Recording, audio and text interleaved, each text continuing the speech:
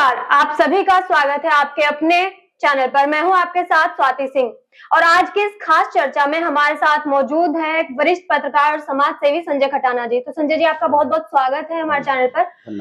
और आज की इस चर्चा का जो विषय रहने वाला है वो है कुंवर प्रणव सिंह चैंपियन। जी हाँ, वही कुंवर प्रणव सिंह चैंपियन जो पिछले कुछ समय से काफी ज्यादा विवादित हैं अपने बयानों को लेकर, उन पर लगे आरोपों को लेकर।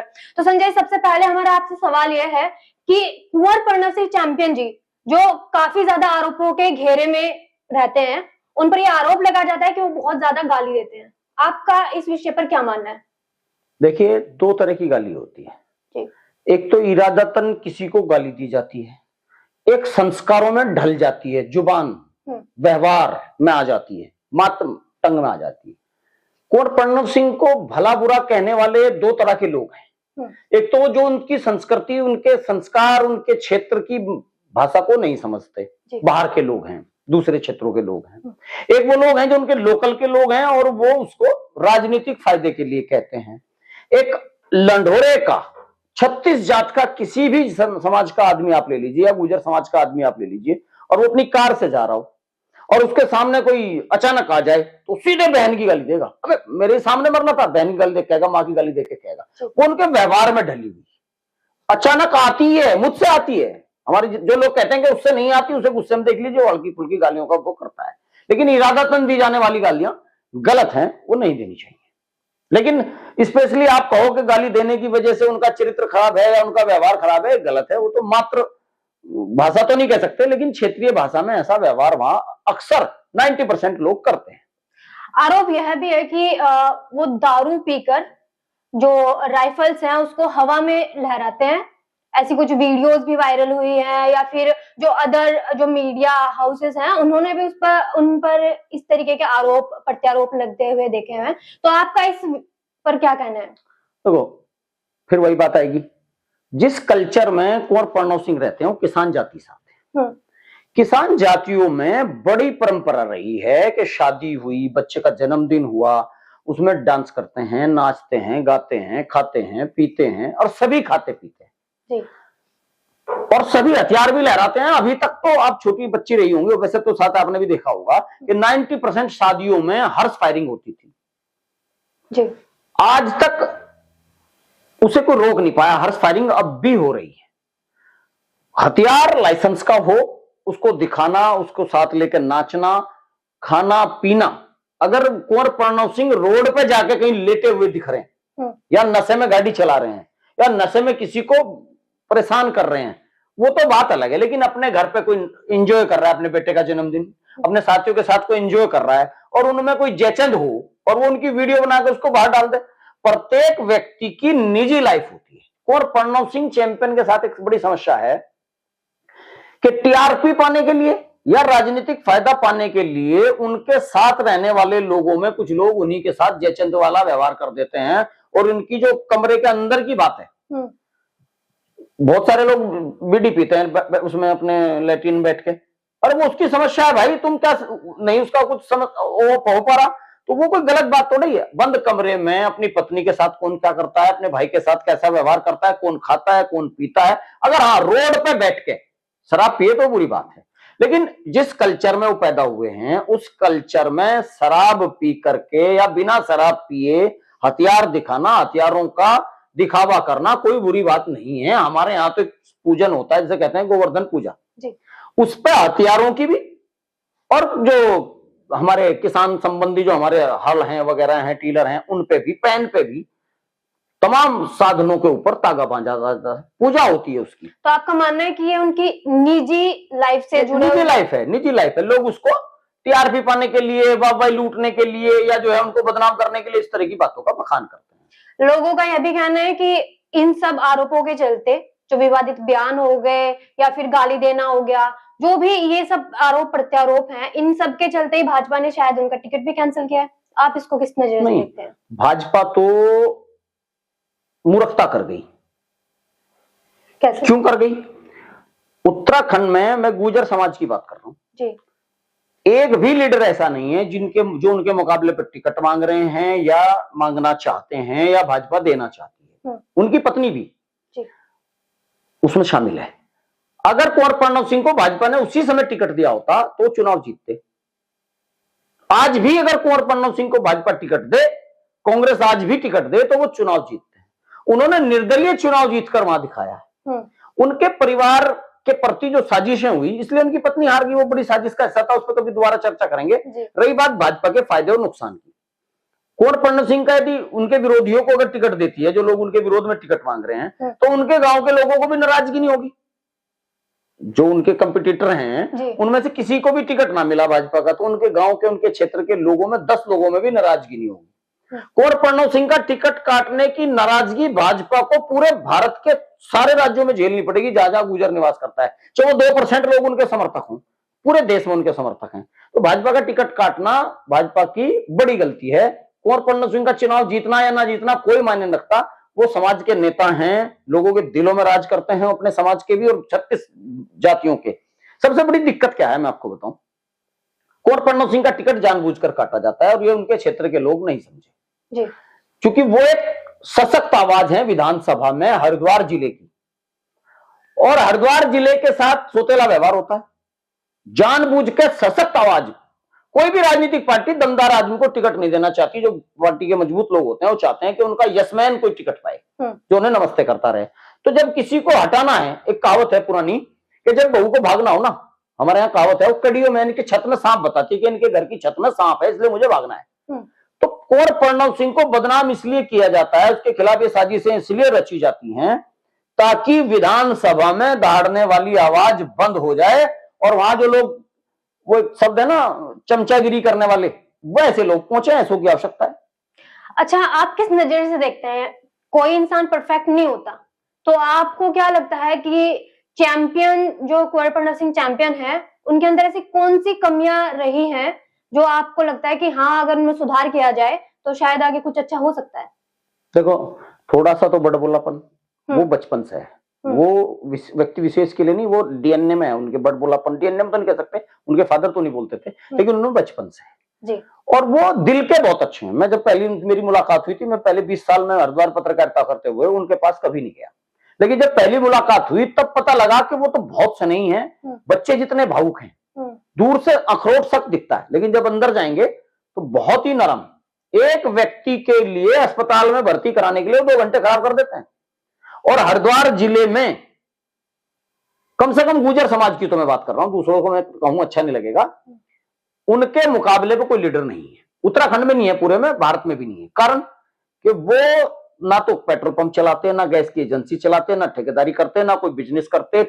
ऑल टाइम 24 घंटे अगर गुर्जर समाज में उत्तराखंड में कोई लीडर ऐसा है जो केवल और केवल जनता के लिए काम करता हो, वो कुंवर प्रणव सिंह है।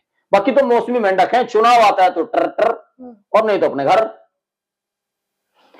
तो मतलब आपका कहना यह है कि जो आरोप प्रत्यारोप लगे वो उनकी एक निजी जिंदगी है, उस निजी जिंदगी को पब्लिकली सबको दिखाकर उनको बदनाम करने की एक साजिश रची जाती है। आप किसी भी व्यक्ति की निजी जिंदगी उठा लीजिए, मैं अपने बेटे से कैसे बात करता हूं, मैं अपने ड्राइवर से कैसे बात करता हूं, मैं अपनी पत्नी से कैसे बात करता हूं, किसी भी व्यक्ति की निजी जिंदगी उसको रावण बना सकती है अगर आप उसे पब्लिश कर दें।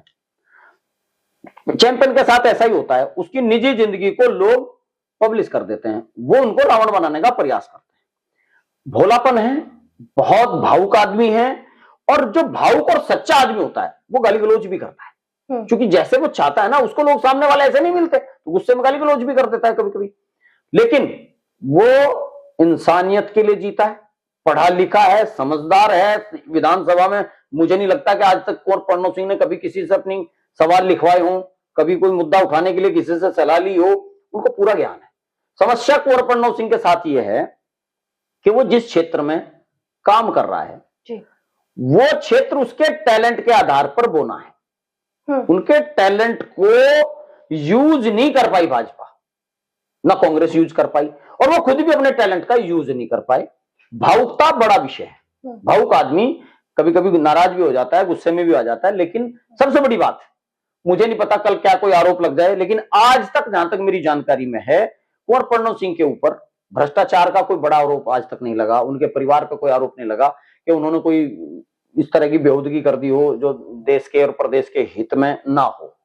हाँ, रही बात शौक किया उसकी, देखो राज परिवार से आता है, और कुछ भी कह लें इस देश में धर्म जात परिवार का अलग असर है, और वो रहेगा भी 20-25 साल 50 साल रहेगा। तो आप एक चलते फिरते आदमी और एक राज परिवार के आदमी के शौक में व्यवहार में कुछ ना कुछ तो अंतर पाएंगे। लेकिन जिस तरह का व्यवहार उनका है, अगर ये कोई और उनकी जगह होता तो लोग सांस भी ना ले पाते। आज अगर लक्सर बेल्ट तहसील में या हरिद्वार में क्राइम नहीं पनपा, कभी उन्होंने किसी अपराधी को सह नहीं दी, कभी उन्होंने किसी की हत्या नहीं कराई, कभी किसी का अपहरण नहीं कराया, लोग चाहते हैं ऐसे। और रही बात कुंवर प्रणव सिंह की, मैं इस क्षेत्र से आपको अलग लेके चलता हूं। हमारी लोकसभा प्रतीक कैराना में चौधरी प्रदीप बहुत सज्जन बहुत भले आदमी है। लोग क्या कहते हैं, अरे इनकी तो होमगार्ड ही नहीं सुनता। दूसरी तरफ चौधरी परिवार की बात आती है कि ये तो बदमाश हैं, गाली गलौज करते हैं। जनता चाहती क्या है राजनेता से? तो सीधा आदमी है तो गधा तक बताते हैं, तो गधा है। मजबूत आदमी है कि बदमाश है, बस जाए कहां? और लोकतंत्र में सब कह रहे हैं, पूरा उत्तराखंड चिल्ला चिल्ला के कह रहा है कि उत्तराखंड में लाल फीताशाही यानी कि नौकरशाही हावी हो गई। नौकरशाही को टाइट करने के लिए, नौकरशाही को कब्जे में रखने के लिए कुंवर प्रणव सिंह जैसे लोगों की भी आवश्यकता है। प्रकृति संतुलन बनाती है, अच्छे लोग भी चाहिए, बुरे लोग भी चाहिए, कमजोर लोग भी चाहिए, ताकतवर लोग भी चाहिए, ईमानदार भी चाहिए, बेईमान भी चाहिए। तो ईमानदारों का नहीं पता लगने का अगर बेईमान है। तो कुंवर प्रणव सिंह के साथ एक गलती मैं मानता हूं जो मुझे भी महसूस होती है कभी कभी, बड़बोलापन तो है लेकिन दिल से नहीं है, बस ऐसे ही है, खामखा से कहते हैं ना बेमतलब में है। अगर काम की बात हो तो उसके मुकाबले पर काम करने वाला लीडर पूरे उत्तराखंड में नहीं है, लेकिन उसका सदुपयोग ना भाजपा कर पाई, ना कांग्रेस कर पाई, और ना ही समाज भी कर पाया। तो आपको क्या लगता है, मतलब जो आरोप प्रत्यारोप या फिर विवादों के घेरे में जिस तरीके से वो रहे हैं, या फिर जितना भी समीकरण अब तक का चलता आ रहा है, उस चीज को देखते हुए अगर उनको टिकट दिया जाता है तो उनकी लोकप्रियता के आधार पर आपको क्या लगता है कि चुनाव में क्या रिजल्ट रहने वाला है? अगर ऐसा कुछ मैंने बताया तो, अगर टिकट भाजपा का होता है तो 12 बजे जीत जाएंगे, टिकट कांग्रेस का होता है तो 10:30 बजे जीत जाएंगे, और अगर इन्होंने ज्यादा ही खींचा तो निर्दलीय भी जीत जाएंगे। पहले भी जीते हो निर्दलीय, उनके साथ साजिशें की गई। कुंवर प्रणव सिंह के साथ सबसे बड़ी साजिश ये की गई कि उन्हें पता था कि खानपुर से अक्सर से चुनाव लड़ेंगे। पहली विधानसभा है जिस विधानसभा में 4 ब्लॉक आते हैं, उनकी विधानसभा को ऐसे खींचा रबड़ की तरह, कहीं इधर घुसा दिया, कहीं इधर घुसा दिया। उनके जो लोग थे कि भाई कहीं इनके पसंदीदा लोग चुनाव में ना रह जाएं, जीत ना जाएं, लेकिन वो फिर भी जीते। चुनाव हारने का तो मतलब, वो कहते हैं ना गर्दिश में घेर लेते हैं कुत्ते भी शेर को। गर्दिश आ जाए चारों तरफ से, हर आदमी बुराई करनी शुरू कर दे। एक छोटा सा उदाहरण मैं आपके यहाँ देता हूं। एक किसान था जी, और रास्ते में 4 ठग थे, 5। उन्होंने तय किया कि किसान की बकरी छीननी है। तो पहले ठग ने कहा कि एक कुत्ते को कंधे पे धर के कहां ले जा रहा, छोटा सा बच्चा था। तो उसने कहा कि कुत्ता नहीं बकरी है, कि नहीं कुत्ता है। फिर वो चला के कोई बात नहीं, बेवकूफ है साला। अगले उस पे गया, अब देखो मेरे मुंह से साला निकल गया ना, ये हमारी व्यवहार में है। तो अगले ने कहा कि तो कुत्ती के बच्चे को कहां ले जा रहे हो? उसने कहा भाई तो बकरी का बच्चा है। फिर तीसरे ने कहा, फिर चौथे ने कहा, फिर 5वें ने कहा। तो उसे महसूस होने लगा कि बकरी का नहीं कुत्ती का बच्चा है। उसने अपने कंधे से उतार के फेंक दिया और चला गया। ठग आए, बच्चा को उठाया और अपने घर ले गए। तो कुंवर प्रणव सिंह जैसी आवाज को विधानसभा में रोकने तक ये सारी साजिशें हैं। विधानसभा विधायक से रोकने के लिए नहीं, विधानसभा में हरिद्वार जिले की, उत्तराखंड की एक सशक्त आवाज है जो न्याय के लिए लड़ता है। हो सकता है उनकी कुछ व्यक्तिगत दिक्कतें हों, उस न्याय की आवाज को दबाने के लिए कुछ ऐसे लोग जो प्रदेश नेतृत्व में ये चाहते हैं कि चमचागिरी का बोलबाला रहे, वो कुंवर प्रणव सिंह की बुराइयां भी कराते हैं। वो कुंवर प्रणव सिंह के खिलाफ सोशल मीडिया पे भी चलाते हैं, तमाम जो है उसके खिलाफ साजिशें होती हैं। दूसरे, वो बड़ा चेहरा है, उसके लिए कुछ लोग पैसे भी खर्च करते हैं उसको बदनाम करने के लिए। तो कुल मिलाकर जितनी गलतियां उसमें हैं वो मुझ में भी हैं, और गांव के रहने वाले, गांव की पृष्ठभूमि के प्रत्येक व्यक्ति में है। वो गुस्सा भी करता है, वो खाना भी खाता है, वो शराब पीना भी कर लेता है, सारे काम कर लेता है, मरने में जीने में भी जाता है, सुख दुख में भी जाता है, लेकिन वो फुल टाइमर है, न्यायप्रिय है और जनता का काम भी करते हैं। धन्यवाद।